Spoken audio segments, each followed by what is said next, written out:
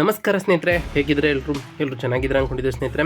ಎಲ್ರಿಗೂ ಮೀಡಿಯಾ ಅಪ್ಡೇಟ್ಗೆ ಸ್ವಾಗತ ಸುಸ್ವಾಗತ. ಸ್ನೇಹಿತರೆ, 2025 ಈ ವರ್ಷದಲ್ಲಿ ಜುಲೈ ತಿಂಗಳಿನಲ್ಲಿ ವೃಷಭ ರಾಶಿಯವರ ಜೀವನದಲ್ಲಿ ಏನೆಲ್ಲ ಅದೃಷ್ಟವಲಿದೆ, ಯಾವುದರಲ್ಲಿ ಶುಭವಾಗಲಿದೆ, ಈ ತಿಂಗಳಿನಲ್ಲಿ ಕೆಲವು ಗ್ರಹ ಸಂಚಾರದಿಂದಾಗಿ ಏನೆಲ್ಲ ಬದಲಾವಣೆಯಾಗಲಿದೆ, ನಿಮ್ಮ ವಿದ್ಯೆ, ಆರೋಗ್ಯ, ಹಣಕಾಸು, ವ್ಯಾಪಾರ, ಕೌಟುಂಬಿಕ ಜೀವನ ಹೇಗಿರಲಿದೆ, ಗ್ರಹ ಸಂಚಾರದಿಂದಾಗಿ ಏನೆಲ್ಲ ಬದಲಾವಣೆಯನ್ನು ಕಾಣಲಿದ್ದೀರಿ, ಯಾವುದರಲ್ಲಿ ಶುಭವಾಗಲಿದೆ, ಯಾವುದರಲ್ಲಿ ಬಹಳ ಎಚ್ಚರಿಕೆಯನ್ನು ವಹಿಸಬೇಕು ಎಂಬುದರ ಸಂಪೂರ್ಣ ಮಾಹಿತಿಯನ್ನು ತಿಳಿಸ್ಕೊಡ್ತಾ ಹೋಗ್ತಾನೆ ಸ್ನೇಹಿತರೆ. ಅದರಿಂದ ವಿಡಿಯೋನ ಸ್ಕಿಪ್ ಮಾಡದೆ ಇಲ್ಲಿಂದ ಕೊನೆ ತನಕ ನೋಡ್ತಾ ಹೋಗಿ. ಓಡಿಸಿ ನೋಡೋದ್ರಿಂದ ಅಷ್ಟು ಇನ್ಫಾರ್ಮೇಷನ್ ಅರ್ಥ ಆಗೋದಿಲ್ಲ ಸ್ನೇಹಿತರೆ. ಫಸ್ಟಿಂದ ಹೆಣ್ಣು ತನಕ ವಿಡಿಯೋನ ವಾಚ್ ಮಾಡಿ. ಹಾಗೆ ನಮ್ಮ ಈ ವಿಡಿಯೋ ಇಷ್ಟಾಗಿತ್ತು ಅಂದರೆ ವಿಡಿಯೋಗೆ ಒಂದು ಲೈಕ್ ಮಾಡಿ. ಯಾರೇನು ಚಾನಲ್ನ ಸಬ್ಸ್ಕ್ರೈಬ್ ಮಾಡ್ಕೊಳ್ಳದೆ ವಿಡಿಯೋ ನೋಡ್ತಿದ್ರೆ ಅವರು ಈಗಲೇ ಸಬ್ಸ್ಕ್ರೈಬ್ ಮಾಡ್ಕೊಳ್ಳಿ ಸ್ನೇಹಿತರೆ.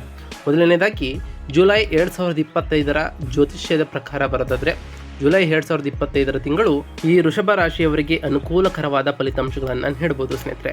ಈ ಅವಧಿಯಲ್ಲಿ ಕೆಲವು ಗ್ರಹಗಳು ಕಡಿಮೆ ಬೆಂಬಲವನ್ನು ನೀಡಿದರೂ ಹೆಚ್ಚಿನ ಗ್ರಹಗಳು ಸೂಕ್ತ ಫಲಿತಾಂಶಗಳನ್ನು ನಿಮಗೆ ನೀಡ್ತಾ ಹೋಗ್ತದೆ. ಈ ತಿಂಗಳು ಪ್ರಮುಖ ವ್ಯವಹಾರ ನಿರ್ಧಾರಗಳನ್ನು ಮುಂದೂಡುವುದು ಉತ್ತಮವಾಗಿರ್ತದೆ. ಉದ್ಯೋಗಿಗಳಿಗೆ ಈ ತಿಂಗಳು ಯಾವುದೇ ದೊಡ್ಡ ಸಮಸ್ಯೆಗಳು ಎದುರಾಗುವುದಿಲ್ಲ ಸ್ನೇಹಿತರೆ. ಆದರೆ ಜಾತಕದಲ್ಲಿ ಪ್ರಮುಖ ಗ್ರಹವಾದ ಶನಿಯ ಹಿಮ್ಮುಖ ಚಲನೆಯು ಜುಲೈ 13ರಿಂದ ಕೆಲವು ಸಣ್ಣ ಅಡೆತಡೆಗಳನ್ನು ಉಂಟು ಮಾಡಬಹುದು. ಪ್ರಾಥಮಿಕ ಶಿಕ್ಷಣವನ್ನು ಮಾಡುವ ವಿದ್ಯಾರ್ಥಿಗಳು ತಿಂಗಳ ಫಲಿತಾಂಶಗಳ ಬಗ್ಗೆ ಸ್ವಲ್ಪ ಅತೃಪ್ತರಾಗಬಹುದು. ಅವರ ಮನಸ್ಸು ಅಧ್ಯಯನಕ್ಕಿಂತ ಹೆಚ್ಚಿನ ಮಾತಿನ ಮೇಲೆ ಕೇಂದ್ರೀಕೃತವಾಗಬಹುದು ಸ್ನೇಹಿತರೆ.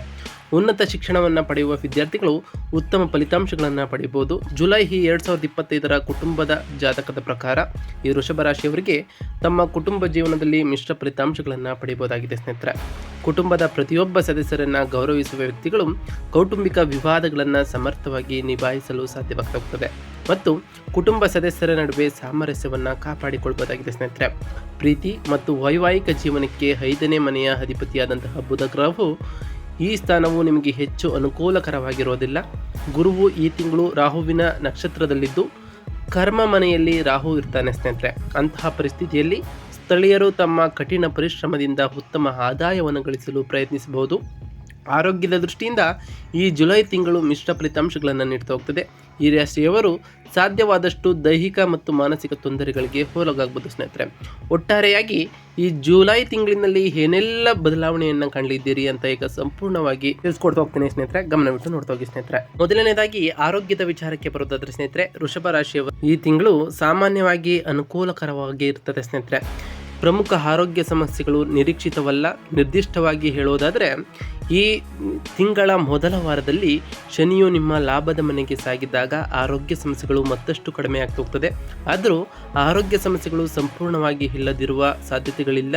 ಏಕೆಂದರೆ ಶನಿಯು ನಿಮ್ಮ ಮನೆಯ 4ನೇ ಮನೆಯ ಮೇಲೆ ಪ್ರಭಾವವನ್ನು ಬೀರುವುದರಿಂದ ಕೆಲವು ಆರೋಗ್ಯ ಸಮಸ್ಯೆಗಳು ಕೂಡ ಉಲ್ಬಣಿಸಬಹುದು ಸ್ನೇಹಿತರೆ.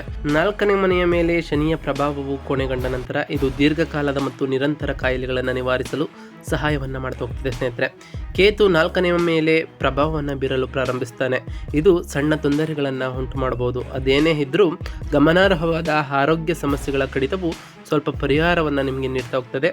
ಹೆಚ್ಚುವರಿಯಾಗಿ ಯೋಗ, ವ್ಯಾಯಾಮ ಮತ್ತು ಶುದ್ಧ ಮತ್ತು ಸಾತ್ವಿಕ ಆಹಾರದ ದಿನಚರಿಯನ್ನು ನಿರ್ವಹಿಸುವುದು ನಿಮಗೆ ಸಾಕಷ್ಟು ಪ್ರಯೋಜನಕಾರಿಯಾಗಿರ್ತದೆ. ಈ ತಿಂಗಳ ಮಧ್ಯದ ನಂತರ ಗುರುಗ್ರಹದ ಧನಾತ್ಮಕ ಪ್ರಭಾವವು ನಿಮ್ಮ ಆರೋಗ್ಯವನ್ನು ಇನ್ನಷ್ಟು ಸುಧಾರಿಸ್ತಾ ಹೋಗ್ತದೆ. ತುಲನಾತ್ಮಕವಾಗಿ ಉತ್ತಮ ಯೋಗಕ್ಷೇಮವನ್ನು ಆನಂದಿಸಲು ನಿಮಗೆ ಅನುಭವವನ್ನು ಮಾಡಿಕೊಡ್ತಾ ಹೋಗ್ತದೆ ಸ್ನೇಹಿತರೆ.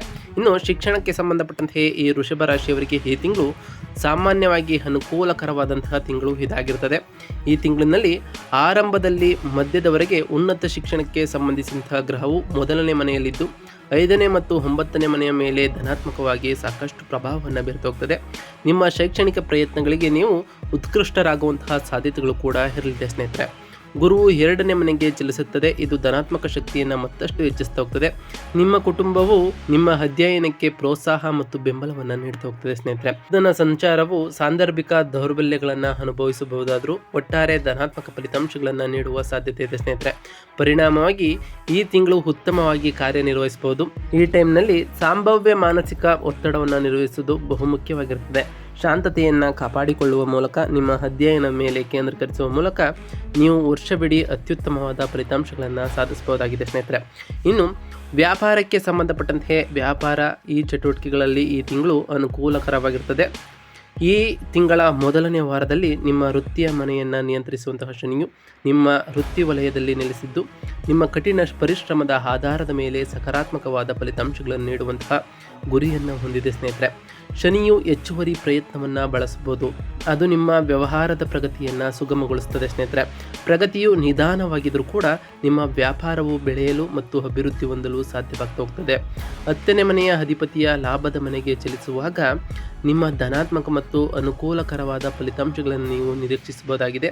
ಈ ಬದಲಾವಣೆಯು ನಿಮ್ಮ ವ್ಯಾಪಾರ ಭವಿಷ್ಯವನ್ನು ಹೆಚ್ಚಿಸುವಂತಹ ಸಾಧ್ಯತೆ ಇದೆ. ಹೆಚ್ಚುವರಿಯಾಗಿ 10ನೇ ಮನೆಯಲ್ಲಿ ಗುರುವಿನ ಪ್ರಭಾವವು ನಿಮ್ಮ ವ್ಯವಹಾರವನ್ನು ಹೊಸ ಎತ್ತರಕ್ಕೆ ಏರಿಸಲು ಸಹಾಯ ಮಾಡ್ತದೆ ಸ್ನೇಹಿತರೆ. ಒಟ್ಟಾರೆಯಾಗಿ ಈ ವೃಷಭ ರಾಶಿಯವರಿಗೆ ಈ ತಿಂಗಳು ತಮ್ಮ ವ್ಯಾಪಾರ ಮತ್ತು ಉದ್ಯಮಗಳಲ್ಲಿ ಗಮನಾರ್ಹವಾದ ಅವಕಾಶಗಳು ಮತ್ತು ಅನುಕೂಲಕರವಾದ ಫಲಿತಾಂಶಗಳನ್ನು ನೀವು ಕಾಣಬಹುದಾಗಿದೆ ಸ್ನೇಹಿತರೆ. ಇನ್ನು ವೃತ್ತಿ ಜೀವನಕ್ಕೆ ಬರೋದಾದರೆ ಈ ತಿಂಗಳು ವೃತ್ತಿ ಜೀವನದಲ್ಲಿ ದೃಷ್ಟಿಯಿಂದ ಅನುಕೂಲಕರವಾಗಿರ್ತದೆ. ನಿಮ್ಮ 6ನೇ ಮನೆಯಾದ ಅಧಿಪತಿಯು ಶುಕ್ರನು ಈ ತಿಂಗಳು ನಿಮ್ಮ ಕೆಲಸಕ್ಕೆ ಹೆಚ್ಚಾಗಿ ಬೆಂಬಲವನ್ನು ನೀಡ್ತಾ ಹೋಗ್ತಾನೆ. ಹೆಚ್ಚುವರಿಯಾಗಿ ಮುಖ್ಯ ಗ್ರಹಗಳ ಸಾಗಣೆಯು ಇದು ನಿಮ್ಮ ಕೆಲಸದ ಒತ್ತಡವನ್ನು ಹೆಚ್ಚಿಸಬಹುದು ಸ್ನೇಹಿತರೆ. ಆದರೆ ಯಶಸ್ವಿ ಕಾರ್ಯವನ್ನು ಪೂರ್ಣಗೊಳಿಸುವ ಬಲವಾದ ಅವಕಾಶಗಳನ್ನು ಸೃಷ್ಟಿಸ್ತಾ ಹೋಗ್ತದೆ. ನಿಮ್ಮ ಕೆಲಸದಲ್ಲಿನ ಕೆಲವು ನ್ಯೂನತೆಗಳನ್ನು ಮತ್ತು ನಿಮ್ಮ ಮೇಲಾಧಿಕಾರಿಗಳು ಸೂಚಿಸಿದರು. ಅವರು ನಿಮ್ಮ ಕೆಲಸದ ಶೈಲಿಯನ್ನು ಆಂತರಿಕವಾಗಿ ಪ್ರಭಾವಿತರಾಗ್ತಾರೆ. ಅದರಿಂದ ಸಂತೋಷವನ್ನು ಕೂಡ ಪಡ್ತಾರೆ ಸ್ನೇಹಿತರೆ. ಗುರುವಿನ ಸಂಚಾರದಿಂದಾಗಿ ನಿಮ್ಮ 6ನೇ ಮತ್ತು 10ನೇ ಮನೆಯ ಮೇಲೆ ಪ್ರಭಾವವನ್ನು ಬೀರ್ತಾ ಹೋಗ್ತದೆ. ಧನಾತ್ಮಕ ಕೆಲಸದ ಫಲಿತಾಂಶಗಳ ಸಾಧ್ಯತೆಯನ್ನು ಇನ್ನಷ್ಟು ಬಲಪಡಿಸ್ತಾ ಹೋಗ್ತದೆ. ನೀವು ಉದ್ಯೋಗ ಬದಲಾವಣೆಗೆ ಪರಿಗಣಿಸುತ್ತಿದ್ದರೆ ಈ ತಿಂಗಳು ಅನುಕೂಲಕರವಾಗಿರ್ತದೆ. ನೀವು ಕೆಲವು ಸಹೋದ್ಯೋಗಿಗಳೊಂದಿಗೆ ನಿಮ್ಮ ಕಡೆಗೆ ಸ್ಪರ್ಧಾತ್ಮಕ ಅಥವಾ ಅಸೂಹೆ ಭಾವನೆಗಳನ್ನು ಹೊಂದಿದ್ರೂ ಇದು ನಿಮ್ಮ ಕೆಲಸದ ಮೇಲೆ ಗಮನಾರ್ಹವಾದ ಋಣಾತ್ಮಕ ಪರಿಣಾಮವನ್ನು ಬೀರುವಂತಹ ಸಾಧ್ಯತೆ ಇಲ್ಲ ಸ್ನೇಹಿತರೆ. ನಿಮ್ಮ ಪ್ರಯತ್ನಗಳ ಆಧಾರದ ಮೇಲೆ ನಿಮ್ಮ ವೃತ್ತಿ ಜೀವನದಲ್ಲಿ ನೀವು ಉತ್ತಮ ಫಲಿತಾಂಶಗಳನ್ನು ಸಾಧಿಸಬಹುದಾಗಿದೆ ಸ್ನೇಹಿತರೆ. ಇನ್ನು ಆರ್ಥಿಕ ವಿಷಯಕ್ಕೆ ಬರೋದಾದರೆ ವೃಷಭ ರಾಶಿಯವರಿಗೆ ಈ ತಿಂಗಳು ಅನುಕೂಲಕರವಾಗಿರ್ತದೆ ಸ್ನೇಹಿತರೆ. ಆರಂಭದಲ್ಲಿ ನಿಮ್ಮ ಲಾಭದ ಮನೆಯ ಆಡಳಿತಗಾರನು ಮೊದಲನೇ ಮನೆಯಲ್ಲಿ ವಾಸಿಸುತ್ತಾನೆ. ಇದು ಲಾಭವನ್ನು ಗಳಿಸಲು ಅನುಕೂಲಕರವಾದ ಸಕಾರಾತ್ಮಕ ಸಂಪರ್ಕವನ್ನು ಸೃಷ್ಟಿಸುತ್ತದೆ ಸ್ನೇಹಿತರೆ. ಈ ಅವಧಿಯು ನಿಮ್ಮ ಪ್ರಯತ್ನಗಳಿಗೆ ಅನುಗುಣವಾಗಿ ಉತ್ತಮವಾಗಿ ಗಳಿಸುವ ಮೂಲಕ ನಿಮ್ಮ ಆರ್ಥಿಕ ಸ್ಥಿತಿಯನ್ನು ಬಲಪಡಿಸಲು ನಿಮಗೆ ಸಾಧ್ಯವಾಗ್ತಾ ಹೋಗ್ತದೆ. ಈ ತಿಂಗಳಿನಲ್ಲಿ ಲಾಭದ ಮನೆಯ ಆಡಳಿತಗಾರ ಸಂಪತ್ತಿನ ಮನೆಗೆ ಬದಲಾಗ್ತಾ ಹೋಗ್ತಾನೆ. ಇದು ನಿಮ್ಮ ಆದಾಯವನ್ನು ಹೆಚ್ಚಿಸುವುದಲ್ಲದೆ ಗಮನಾರ್ಹವಾಗಿ ಉಳಿಸುವ ನಿಮ್ಮ ಸಾಮರ್ಥ್ಯವು ಕೂಡ ಹೆಚ್ಚಾಗ್ತಾ ಹೋಗ್ತದೆ ಸ್ನೇಹಿತರೆ. ಈ ತಿಂಗಳಿನಲ್ಲಿ ನಿಮ್ಮ ಹಣಕಾಸಿನ ವಿಷಯಗಳಲ್ಲಿ ಹೆಚ್ಚಾಗಿ ಅನುಕೂಲಕರವಾದ ಫಲಿತಾಂಶಗಳನ್ನು ಕಾಣಬಹುದಾಗಿದೆ. ಬಲವಾದ ಆರ್ಥಿಕ ಸ್ಥಿತಿಯನ್ನು ಕಾಪಾಡಿಕೊಳ್ಳಲು ನೀವು ಅನುವನ್ನು ಮಾಡಿಕೊಡ್ಬೇಕಾಗಿರ್ತದೆ ಸ್ನೇಹಿತರೆ. ಇನ್ನು ಪ್ರೇಮ ಜೀವನಕ್ಕೆ ಸಂಬಂಧಪಟ್ಟಂತೆಯೇ ನಿಮ್ಮ ಪ್ರೀತಿಯ ಜೀವನವು ಏರಿಳಿತದಿಂದ ಮಿಶ್ರಣವನ್ನು ಅನುಭವಿಸಬಹುದು. ಈ ತಿಂಗಳಿನಲ್ಲಿ ನಿಮ್ಮ 5ನೇ ಮನೆಯಲ್ಲಿ ಕೇತುವಿನ ಉಪಸ್ಥಿತಿಯು ನಿಮ್ಮ ಪ್ರಣಯ ಸಂಬಂಧಗಳಲ್ಲಿ ತಪ್ಪು ತಿಳುವಳಿಕೆಗೆ ಕಾರಣವಾಗಬಹುದು. ಇದಕ್ಕೆ ಸಕಾರಾತ್ಮಕವಾದ ಅಂಶಗಳು ಕಂಡುಬರ್ತಾ ಹೋಗ್ತದೆ ಸ್ನೇಹಿತರೆ. ಈ ಅವಧಿಯಲ್ಲಿ ಗುರುವು ನಿಮ್ಮ 5ನೇ ಮನೆಯ ಮೇಲೆ ಪ್ರಭಾವವನ್ನು ಬೀರ್ತದೆ. ಯಾವುದೇ ತಪ್ಪು ಗ್ರಹಿಗಳು ತ್ವರಿತವಾಗಿ ತೆರವುಗೊಳಿಸಲು ಸಹಾಯವನ್ನು ಮಾಡ್ತಾ ಹೋಗ್ತದೆ ಸ್ನೇಹಿತರೆ. ಇನ್ನು ವೈವಾಹಿಕ ಜೀವನಕ್ಕೆ ಸಂಬಂಧಪಟ್ಟಂತೆ ಈ ವೃಷಭ ರಾಶಿಯವರಿಗೆ ಈ ತಿಂಗಳು ನೀವು ಮದುವೆಯ ವಯಸ್ಸಿನವರಾಗಿದ್ದರೆ ಮತ್ತು ಸಕ್ರಿಯವಾಗಿ ಸಂಗಾತಿಯನ್ನು ಹುಡುಕುತ್ತಿರುವವರಾದರೆ ಈ ಟೈಮ್ನಲ್ಲಿ ನಿಮಗೆ ಅನುಕೂಲಕರವಾದ ಫಲಿತಾಂಶಗಳು ಲಭ್ಯವಾಗ್ತಾ ಹೋಗ್ತದೆ. ನಿಮ್ಮ 5ನೇ ಮತ್ತು 7ನೇ ಮನೆ ಮೇಲೆ ಧನಾತ್ಮಕ ಪ್ರಭಾವವನ್ನು ಬೀರ್ತಾ ಹೋಗ್ತದೆ ಸ್ನೇಹಿತರೆ. ನಿಶ್ಚಿತಾರ್ಥ ಮತ್ತು ಮದುವೆಗಳಿಗೆ ಈ ಸಂಯೋಜನೆಯು ಹೆಚ್ಚು ಅನುಕೂಲಕರವಾಗಿರ್ತದೆ. ವಿಶೇಷವಾಗಿ ಪ್ರೇಮ ವಿವಾಹಕ್ಕಾಗಿ ಆಶಿಸುತ್ತಿರುವವರಿಗೆ ಇದು ನಿಮ್ಮ ಆಸೆಗಳನ್ನು ಪೂರೈಸಲು ಸಹಾಯವನ್ನು ಮಾಡ್ತಾ ಹೋಗ್ತದೆ ಸ್ನೇಹಿತರೆ. ಇನ್ನು ಕೌಟುಂಬಿಕ ವಿಷಯಕ್ಕೆ ಸಂಬಂಧಪಟ್ಟಂತೆ ಈ ವೃಷಭ ರಾಶಿಯವರಿಗೆ ಈ ತಿಂಗಳು ಧನಾತ್ಮಕ ಫಲಿತಾಂಶಗಳನ್ನು ನೀವು ನಿರೀಕ್ಷಿಸಬಹುದಾಗಿದೆ. ಆರಂಭದಲ್ಲಿ ಕುಟುಂಬ ಸಂಬಂಧಗಳಲ್ಲಿ ನಿಯಂತ್ರಿಸುವ ಗುರುಗ್ರಹವು ನಿಮ್ಮ ಮೊದಲನೇ ಮನೆಯಲ್ಲಿ ನೆಲೆಸುತ್ತದೆ. ನಿಮ್ಮ ಕುಟುಂಬ ಸದಸ್ಯರೊಂದಿಗೆ ಬಲವಾದ ಬಂಧಗಳನ್ನು ಬೆಳೆಸುತ್ತದೆ ಸ್ನೇಹಿತರೆ. ನಿಮ್ಮ ವ್ಯಕ್ತಿತ್ವವು ಇತರನ್ನು ಆಕರ್ಷಿಸುತ್ತದೆ ಮತ್ತು ನಿಮ್ಮ ಅಭಿಪ್ರಾಯಗಳನ್ನು ಗೌರವಿಸಲಾಗ್ತದೆ ಸ್ನೇಹಿತರೆ. ನಿಮ್ಮ ಪ್ರೀತಿ ಪಾತ್ರರ ಅಭಿಪ್ರಾಯಗಳೊಂದಿಗೆ ಹೊಂದಾಣಿಕೆ ಮಾಡಲು ಸಹ ನೀವು ಪ್ರಯತ್ನಿಸುತ್ತೀರಿ. ಗುರುವು 2ನೇ ಮನೆಗೆ ಪ್ರವೇಶಿಸಿದಾಗ ಈ ಕುಟುಂಬ ಸಂಬಂಧಗಳು ಇನ್ನಷ್ಟು ಬಲಗೊಳ್ಳುವಂತಹ ಸಾಧ್ಯತೆ ಇದೆ ಸ್ನೇಹಿತರೆ. ಕುಟುಂಬ ಸಂಬಂಧಗಳಲ್ಲಿ ಬಹಳಷ್ಟು ಅನುಕೂಲಕರವಾಗಿರ್ತದೆ. ಆದರೆ ಕೇತು 4ನೇ ಮನೆ ಮೇಲೆ ಪ್ರಭಾವವನ್ನು ಬೀರುವ ಕಾರಣ ಈ ಸಂಚಾರಗಳು ನಿಮ್ಮ ಮನೆಯ ಜೀವನದಲ್ಲಿ ಕೆಲವು ಅಡಚಣೆಗಳಿಗೆ ಕಾರಣವಾಗಬಹುದು. ಪರಿಣಾಮವಾಗಿ ಮನೆಯ ವಿಷಯಗಳಲ್ಲಿ ಎಚ್ಚರಿಕೆಯಿಂದ ಕಾರ್ಯನಿರ್ವಹಿಸುವಂತಹ ಅಗತ್ಯವಿರುತ್ತದೆ ಸ್ನೇಹಿತರೆ. ಇನ್ನು ಈ ಜುಲೈ ತಿಂಗಳಿನಲ್ಲಿ ಈ ವೃಷಭ ರಾಶಿಯವರು ಮಾಡಬೇಕಾದಂತಹ ಸರಳ ಪರಿಹಾರಗಳೇನು ಅಂತ ಕೇಳೋದಾದರೆ ಸ್ನೇಹಿತರೆ, ನಿಯಮಿತವಾಗಿ ಅಥವಾ ಸಾಧ್ಯವಾದಾಗಲೆಲ್ಲ ಗೋವಿನ ಸೇವೆಯಲ್ಲಿ ತೊಡಗಿಸಿಕೊಳ್ಳಿ ಸ್ನೇಹಿತರೆ. ನಿಮ್ಮ ದೇಹದ ಮೇಲೆ ಬೆಳ್ಳಿಯ ಆಭರಣಗಳನ್ನು ಧರಿಸಿ ಸ್ನೇಹಿತರೆ. ಪ್ರತಿ 4ನೇ ತಿಂಗಳಿಗೊಮ್ಮೆ ದೇವಸ್ಥಾನದಲ್ಲಿ 4 ಕಿಲೋಗ್ರಾಂ ಅಥವಾ 400 ಗ್ರಾಂನಷ್ಟು ಸಕ್ಕರೆಯನ್ನು ದಾನ ಮಾಡಿ ಸ್ನೇಹಿತರೆ. ಇನ್ನು ಪ್ರತಿ ಶನಿವಾರದಂದು ಆ ಶನಿದೇವರ ಜಪವನ್ನು ಮಾಡಿ ಸ್ನೇಹಿತರೆ. ಸಾಧ್ಯವಾದರೆ ಶನಿದೇವರ ದೇವಾಲಯಕ್ಕೆ ತೆರಳಿ ಶನಿದೇವರಿಗೆ ಪ್ರಿಯವಾದಂತಹ ಕಪ್ಪು ಎಳ್ಳಿನ ಬತ್ತಿಯನ್ನು ಹಚ್ಚೋದ್ರಿಂದ ಆ ಶನಿದೇವರ ಕೃಪೆಗೆ ನೀವು ಪಾತ್ರರಾಗಬಹುದಾಗಿದೆ ಸ್ನೇಹಿತರೆ. ಹಾಗೆಯೇ ಗುರುವಾರದ ದಿನ ಗುರುರಾಯರ ಜಪವನ್ನು ಮಾಡಿ ಸ್ನೇಹಿತರೆ. ಆ ಗುರುರಾಯರು ನಿಮಗೆ ಆಯುಷ್ಯ ಆರೋಗ್ಯ ಸಮೃದ್ಧಿಯನ್ನು ಕೊಟ್ಟು ಕಾಪಾಡ್ತಾರೆ ಅಂತ ಹೇಳ್ತಾ ಇವತ್ತಿನ ಒಂದು ವಿಡಿಯೋನ ಮುಗಿಸ್ತಿದ್ದೀನಿ ಸ್ನೇಹಿತರೆ.